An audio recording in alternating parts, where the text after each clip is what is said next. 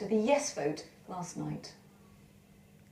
To be honest with you, I wasn't very happy at all. I was against the airstrikes, I was against the decision. Whilst I do see the rationale behind it, I don't think it's the right idea. I think that any strategy to deal with ISIL in Syria, has to take a holistic approach. I think the government have missed out a crucial opportunity in terms of dealing against the Assad government. No solution against ISIL will ever work if you don't deal with the Assad regime as well, unfortunately. And something very important to remember is that the Syrian people in Raqqa, which is the self-styled ISIL capital in Syria, are actually very much against the airstrikes. They see it as bombs falling from just about every other state. What would you say to Zaki then? You voted for the airstrikes, they're now taking place. What would you say to Zaki?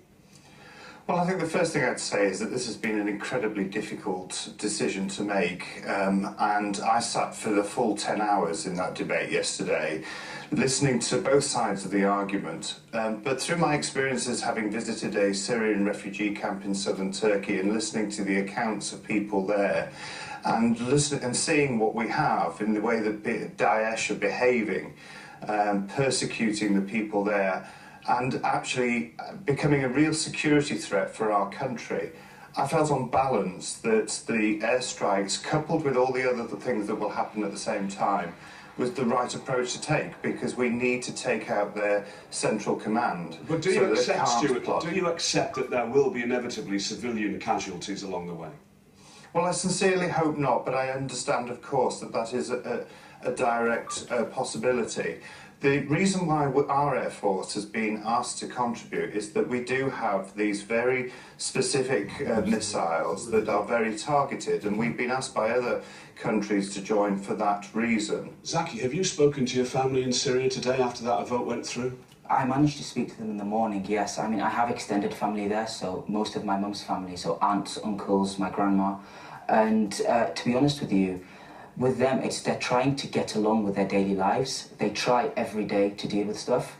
Unfortunately, you know, with the political situation in Syria, and because they live under government-held territory, they can't exactly speak about politics. They can't be saying, we're against the government, we do this, we do that. The bottom line is, I will say, who are we to decide for the Syrian people when the Syrian people themselves have said, please, we don't want these bombs. These bombs will not affect us.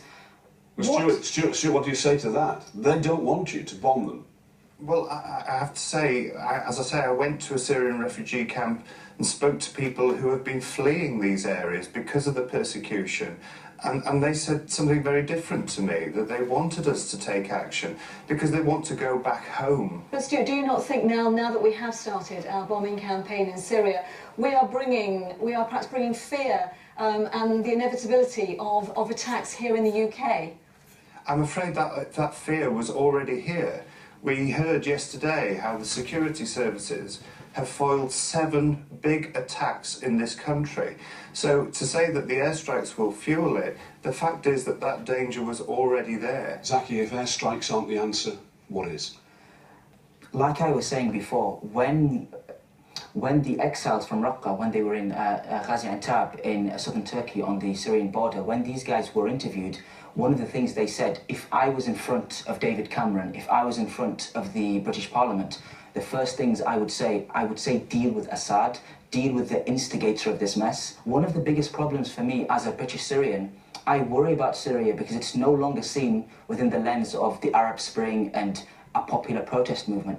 People see Syria as just an issue of counter-terrorism, let's deal with ISIL, and the Syrian people are caught in the middle of it. No one speaks about the Syrian people, no one speaks about the future they want in a free, democratic state. OK, well, we've got to leave it there. Zaki Kaf Al-Ghazal, thank you so much for talking to us, and also in London, Stuart Andrews, thank you. Well, tonight we'll comment